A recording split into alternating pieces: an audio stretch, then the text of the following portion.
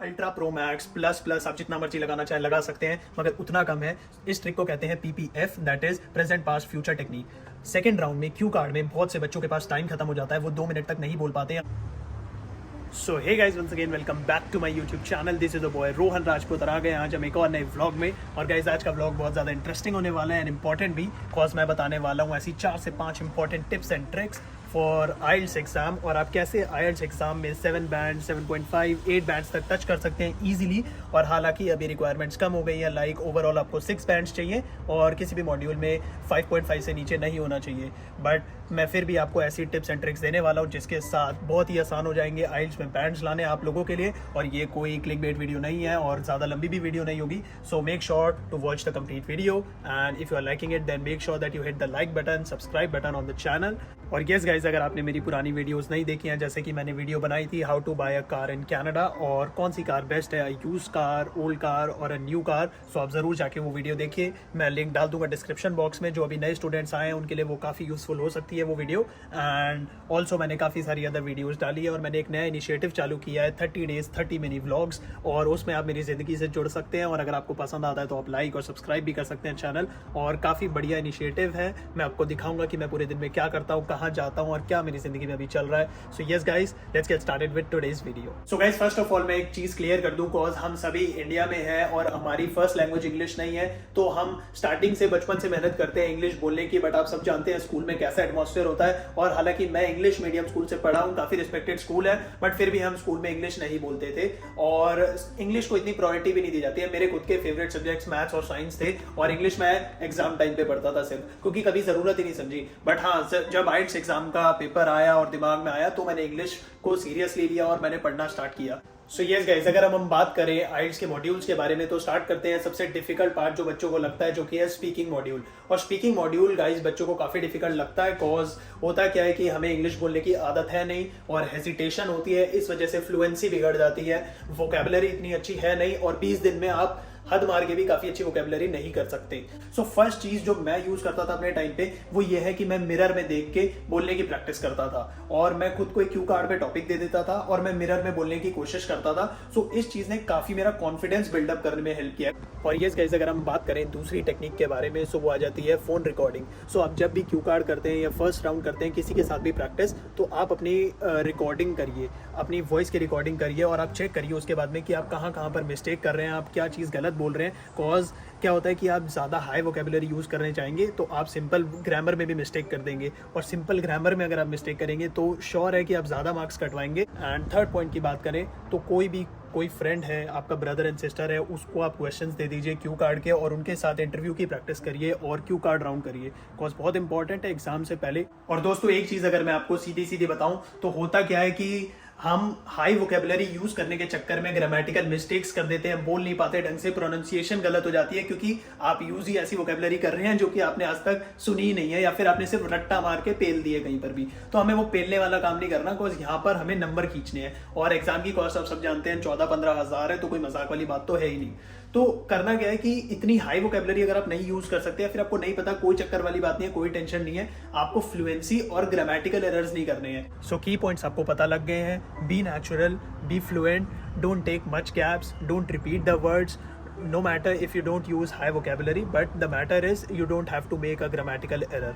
So यही कुछ important चीज़ें हैं जिनसे आप इंप्रूव कर सकते हैं अपनी स्पीकिंग को। आप ऑलरेडी 5 पे हैं तो आप इजीली 7 पे आ जाएंगे। और अगर आप बात करें अपने सेकंड मॉड्यूल के बारे में, सो वो आ जाता है रीडिंग मॉड्यूल। और रीडिंग मॉड्यूल सेकंड वो ऐसा मॉड्यूल है जो बच्चों को सबसे ज़्यादा टफ लगता है या फिर दिक्कत होती है, बिकॉज मैं जानता हूँ पैराग्राफ वाले क्वेश्चन आ जाते हैं या फिर टाइटल नेम करने वाले क्वेश्चन आ जाते हैं। सो वहाँ पे कॉन्टेक्स्ट समझ नहीं आता, पैसेज समझ नहीं आता, टाइम कम होता है, काफ़ी सारे फैक्टर्स एक साथ आ जाते हैं और इस वजह से बच्चे या तो ऑप्शंस गलत कर देते हैं, आंसर ठीक नहीं लिख पाते, टाइम खत्म हो जाता है, काफ़ी सारी दिक्कत आती हैं। सो टाइम मैनेजमेंट करना एक बहुत इंपॉर्टेंट की फैक्टर हो जाता है यहाँ पे। और टाइम मैनेजमेंट तभी हो पाएगा जब आप प्रैक्टिस ज़्यादा से ज़्यादा करेंगे, बिकॉज रीडिंग ऑब्वियसली प्रैक्टिस बहुत मांगता है। और मैंने जितनी भी IELTS की बुक थी एकेडमिक वाली, मैंने सारी ख़त्म कर दी थी रीडिंग करने के लिए स्पेशली, बिकॉज रीडिंग में आप जितने बैंड स्कोर कर सकते हैं वो आपके हाथ में, बिकॉज आंसर पैसेज में लिखा हुआ है, आपको ढूंढ के निकालना है। सो अगर मैं टिप्स एंड ट्रिक्स की बात करूँ तो 20 मिनट के अंदर आपको सबसे पहले यही करना है कि 2-3 मिनट लेके नीचे के जितने भी क्वेश्चंस हैं आप वो सारे क्वेश्चंस थॉरोली पढ़ लें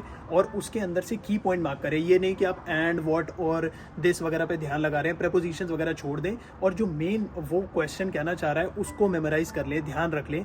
और जब आप पैसेज पढ़ेंगे तो आपको वो की पॉइंट्स दोबारा दिमाग में लाने हैं, मेमोराइज करना है उनको और सेम उन्हीं का आंसर निकालना है और उसको निकाल के डायरेक्ट आपको फिल कर देना है। सो अगर गाइस अब मैं बात करूं स्पेसिफिक ट्रिक्स के बारे में, 2 क्वेश्चंस आते हैं 2 टाइप के, एक MCQ और एक होता है पैराग्राफ नेमिंग। सो इस क्वेश्चन में आप एलिमिनेशन मेथड का यूज कर सकते हैं और गाइस एलिमिनेशन मेथड को ज़्यादा फोकस करिए, कॉज अगर आप आंसर नहीं भी ढूंढ पाते हैं तो आप एलिमिनेशन स्टार्ट कर दीजिए कि ये नहीं हो सकता, ये कंफर्म है, ये नहीं हो सकता, ये कंफर्म है। हाँ, इस पे थोड़ा सा डाउट लग रहा है तो आपके पास जो 2 क्वेश्चन बचेंगे, 2 ऑप्शंस बचेंगे, उसके अंदर से आप चूज कर सकते हैं पैराग्राफ में से। सो वहाँ एक इंपॉर्टेंट और बढ़िया डिसीजन हो जाएगा आपके लिए। और गाइस बहुत सारे आइडियल केसेस में होता क्या है कि पहले वाले पैसेज को करने के लिए बच्चे ले लेते हैं 25 मिनट, दूसरे वाले को करने के लिए ले लेते हैं 25 मिनट और बचते हैं 10 मिनट सिर्फ आखिरी पैसेज के लिए, जो कि थोड़ा सा डिफिकल्ट भी होता है दोनों के मुकाबले। सो आपको वही चीज ध्यान में रखनी है, because time management is the key factor in reading.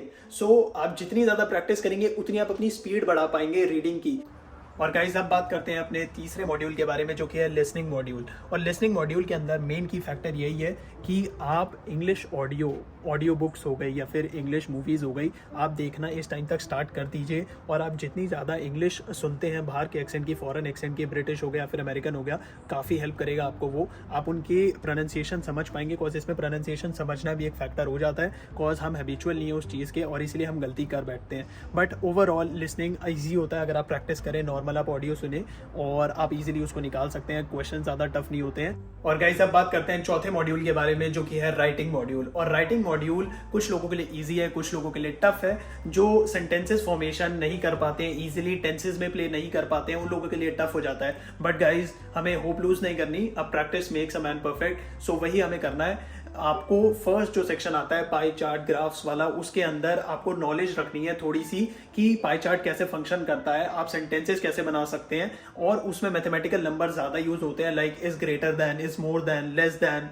सो आपको इन सबके सिनोनिम्स पे ज्यादा ध्यान देना है। आपको ऐसा नहीं करना कि वर्ड की रिपीटिशन करें, और साथ ही साथ एक और सबसे मेन चीज जो कि आपको यूज करनी है, चाहे वो सेक्शन 1 हो चाहे सेक्शन 2, दैट इज कनेक्टर्स। आपको कनेक्टर्स का मोस्ट यूज करना है, बिकॉज आइल्स में वो कनेक्टर्स बहुत देखते हैं, like further more, more over, like wise. आपको ऐसे कनेक्टर्स को यूज करना है अपने सेंटेंस फॉर्मेशन में, ताकि ऐसा लगे कि आप एक मल्टीपल और कॉम्प्लेक्स सेंटेंस फॉर्म कर सकते हैं। और गाइज अगर मैं पार्ट 2 की बात करूं ऐसे राइटिंग में, तो वहां पे आपको स्टोरी बिल्डअप करनी है, मगर आपको कॉन्टेक्स्ट के आसपास ही रहना है। ऐसा नहीं कि आप कॉन्टेक्स्ट से दूर निकल जाए और अपनी स्टोरी पेल के आ जाए, वहां पे आपको नंबर कट जाएंगे और कम मिलेंगे। तो आपको ये गलती बिल्कुल नहीं करनी है। और अगर आप फॉर में बात कर रहे हैं या फिर किसी चीज के अगेंस्ट में बात कर रहे हैं, दोनों पे आपको एक एक पैराग्राफ लिखना है और लास्ट में आपको सम अप करके अपना आइडियोलॉजी बतानी है कि आप क्या ज़्यादा प्रेफर करते हैं, आप फॉर हैं कि अगेंस्ट हैं, बट आपको दोनों बारे में लिखना होता है। सो ये एक इंपॉर्टेंट फैक्टर है राइटिंग के पार्ट का। बाकी राइटिंग ज़्यादा आसान होता है, वो आपके सिर्फ ग्रामेटिकल एरर्स पे आपको जज करते हैं। और कनेक्टर्स को यूज़ करना बिल्कुल मत भूलिएगा, connectors are very important from the exam point of view. और गाइज अगर मैं अब स्पीकिंग की एक मोस्ट इंपॉर्टेंट ट्रिक के बारे में बात करूं, जो कि मैंने अब तक नहीं बताई है, अल्ट्रा प्रो मैक्स प्लस आप जितना मर्जी लगाना चाहें लगा सकते हैं, मगर उतना कम है। इस ट्रिक को कहते हैं PPF, that is present past future technique. Second round में क्यू कार्ड में बहुत से बच्चों के पास टाइम खत्म हो जाता है, वो 2 मिनट तक नहीं बोल पाते या फिर चीज़ें नहीं होती बोलने के लिए। अब क्या करें, बिल्डअप कहाँ से करें, दिमाग में कुछ नहीं आ रहा। यहाँ पे काम आती है ये technique present past future. Guys मैं बता रहा हूँ आपके पास कभी चीज़ें खत्म ही नहीं होंगी। एक एग्जांपल से मैं आपको समझाता हूँ। जैसे कि एग्जामिनर ने आपको क्वेश्चन दिया कि आप स्विट्जरलैंड घूमने गए हैं, तो आपको कैसा लगा, आप रिव्यू दीजिए। तो आप स्टार्ट करेंगे प्रेजेंट में कि मैं स्विट्जरलैंड गया था, मैंने काफ़ी सारी चीज़ें देखी, काफ़ी टूरिस्ट स्पॉट्स हैं, काफ़ी ट्रैवल्स वाली जगह हैं, मैं काफ़ी मज़ा कर रहा था वहाँ पे, मैंने ये ट्राई किया वो ट्राई किया। अब स्टार्ट होगा पास्ट।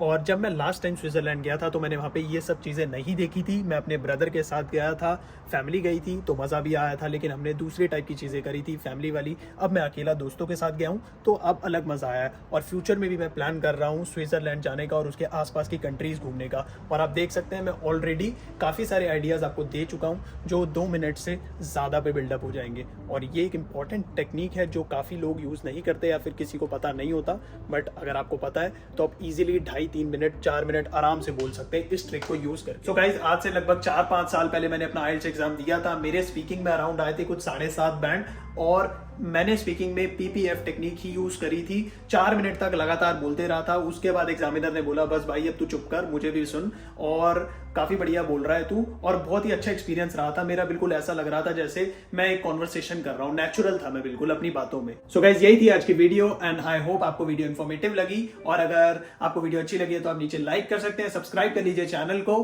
और जिनका भी आने वाले टाइम में आइल्स का एग्जाम है उनको मेरी तरफ से best of luck and I hope that you will do best in your exam. And मिलते हैं गाइज नेक्स्ट व्लॉग में।